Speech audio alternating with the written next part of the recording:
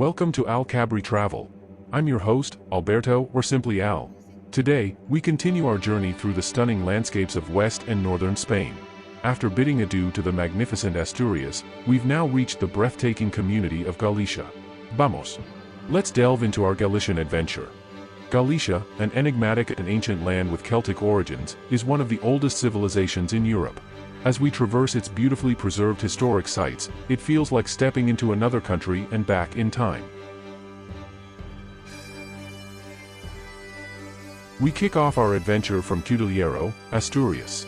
Yes, it's time to move on from this natural paradise and unveil another gem that you'll surely love. Making our way to Ribadeo along scenic roads. En route, we encounter gems like the awe-inspiring Ascadres beach. In Ribadeo, we indulge in a feast of world-famous Galician cuisine at a cozy family-owned restaurant. Galician gastronomy is a true delight. Delicious fresh seafood generously served is a must while here. Spain's culinary scene is part of its essence and every community has its own wonders. Of course, Galicia is a strong proof of that. As we drive west on the beautiful coastal road towards Cibreao, we encounter countless beautiful beaches where to simply admire the astonishing beauty of the Galician land. Aside of Ascadres and Estero Beach, there are several hidden gems to enjoy ourselves. Our next destination is the old city of Viveiro. Although there's so much to see and enjoy in this route filled with pristine beaches, astonishing cliffs and mountains that will take our time to really enjoy this paradise. We'll spend the night at the cozy village of San Cibreao.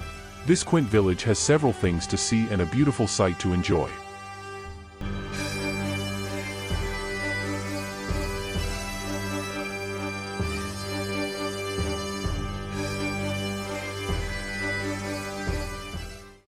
Historic human settlements in the area that would later become Ferrol is suggested by the abundance of burial chambers and megalithic monuments, as well as petroglyphs and other archaeological findings. The Phoenicians established in this area several dried and salted cod stations, and their presence, together with that of the ancient Greeks, is well documented by such classical historians as Herodotus, Strabo, Pomponius Mela, and Ptolemy.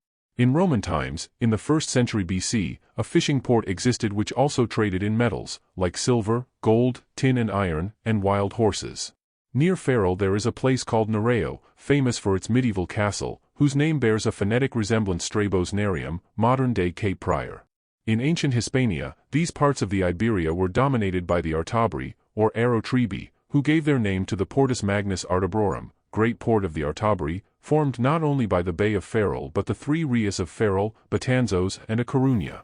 Ferrol was then, as it is today, a first-class natural harbor in the treacherous waters of the Atlantic, and very well guarded. Historically, it has often been described as the best natural port in Europe.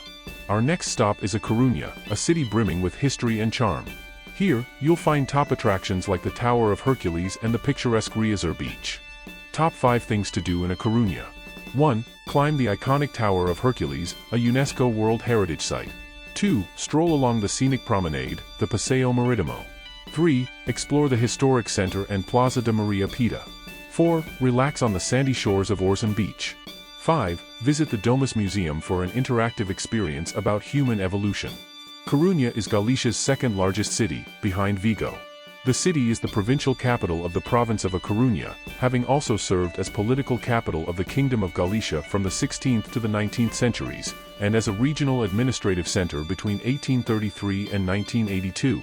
A Coruña is located on a promontory in the Golfo Artabro, a large gulf on the Atlantic Ocean. It is the main industrial and financial center of northern Galicia, and holds the headquarters of the Universidad de Coruña. A Coruña is the Spanish city featuring the tallest mean height of buildings. A Coruña spread from the peninsula, the site of the later Tower of Hercules, onto the mainland. The oldest part, known popularly in Galician as Cidade Vella, Old City, Cidade Alta, High City, or the Cidade, City, is built on an ancient Celtic castro. It was supposedly inhabited by the Brigantes and Artabrians, the Celtic tribes of the area.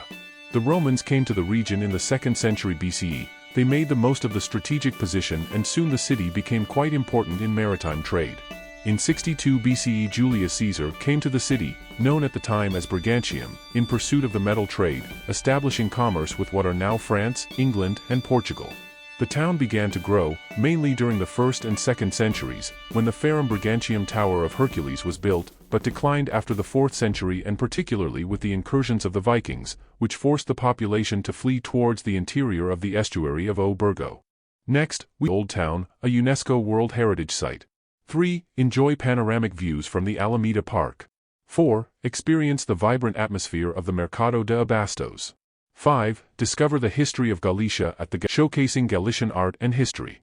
5. Take a stroll along the waterfront promenade, enjoying views of the Ria de Pontevedra. Pontevedra city has an important group of squares of medieval origin and monumental religious buildings, including the Basilica of Saint Mary Major, 16th century, with its plateresque Renaissance facade, the Baroque Church of the Pilgrim Virgin, 18th century, with its rounded facade, the ruins of the Gothic convent of San Domingo, 13th century, the Gothic Church of San Francisco, 13th century, the Baroque Church of San Bartholomew, end of the 17th century, and the Goth convent of Santa Clare, 14th century. Its old town also contains numerous noble houses with coat of arms, the 15th century House of the Bells or the 18th century Garcia Flores Palace, mansions, the Mendoza Mansion, Villa Pilar, as well as old palaces such as the 18th century Mugardaguay Palace, which is now the headquarters of the Rías Baixas Wine Regulatory Council, or the Counts of Maceda Palace, which is now a parador. Another major symbol of the city is the Ravachol parrot, whose statue is in the city center. The city also has a marina close to its historic center.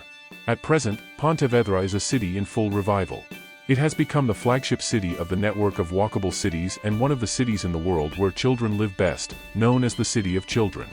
Next on our itinerary is Vigo and Cambaro, where you'll be mesmerized by the coastal beauty and cultural richness of these enchanting city. Top 5 things to do in Vigo and Cambaro. 1. Explore the historic quarter of Vigo, including the Castro Fortress. 2. Relax on the sandy beaches of Samil and Veio. 3. Visit the seafood markets for fresh Galician delicacies. 4. Discover the traditional fishing village of Cambaro, with its picturesque stone houses. 5. Take a boat tour of the Isla Seas, a protected natural park known as the Galician Caribbean. In the early Middle Ages, the small village of Vigo was part of the territory of Galician-speaking neighboring towns, particularly Tué, and suffered several Viking attacks. However, its number of inhabitants was so small that, historically, it was not considered a real town until around the 15th century, when the earliest records began. In the 16th and 17th centuries, the city was attacked several times. In 1585 and 1589, during an unsuccessful attack by the English counter-armada, Francis Drake raided the city and temporarily occupied it, burning many buildings. Several decades later a Turkish fleet tried to attack the city. As a result, the city's walls were built in 1656 in the reign of Philip IV of Spain. They are still partially preserved. In 1808, the French army annexed Spain to the Napoleonic Empire, although Vigo remained unconquered until January 1809.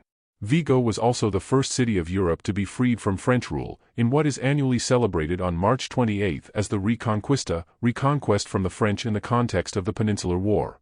In 1833, the city of Pontevedra was designated the provincial capital of the province.